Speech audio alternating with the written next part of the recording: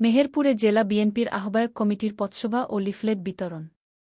বাংলাদেশ জাতীয়তাবাদী দলের ভারপ্রাপ্ত চেয়ারম্যান জনাব তারেক রহমানের নির্দেশনায় ৩ দফা কর্মসূচি বাস্তবায়নের লক্ষ্যে সাধারণ মানুষের সামনে তুলে ধরতে মেহেরপুর জেলা বিএনপির আহ্বায়ক কমিটির সদস্য সচিব অ্যাডভোকেট কামরুল হাসান এর নেতৃত্বে গণসংযোগ ও লিফলেট বিতরণ করেন।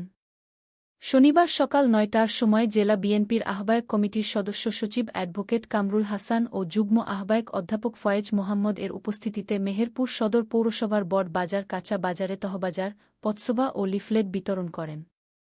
এ সময় আরও উপস্থিত ছিলেন জেলা বিএনপির সহসভাপতি আলমগীর খান ছাতু, বিজ্ঞ পিপি আবু সালেহ মোহাম্মদ নাসিম, সাবেক যুগ্ম সম্পাদক কাজী মিজান মেনন, সাবেক মহিলা দলের সাংগঠনিক সম্পাদক রুমানা আহমেদ, জেলা বিএনপির নেতা আব্দুল লতিফ বিশ্বাস, যুবদলের আহ্বায়ক মোহাম্মদ মশিউর আলম দীপু, লিয়ামত বিশ্বাস, বাজার কমিটির সাবেক সভাপতি আবু হানিফ, বাজার কমিটির সাবেক সাংগঠনিক সম্পাদক আলাল হোসেন, বাজার কমিটির সাবেক সহসভাপতি আব্দুস সাত্তার, বাজার কমিটির সাবেক সভাপতি আহসানুল হক, জেলা জিয়া মঞ্চের সদস্য সচিব ও জেলা যুবদলের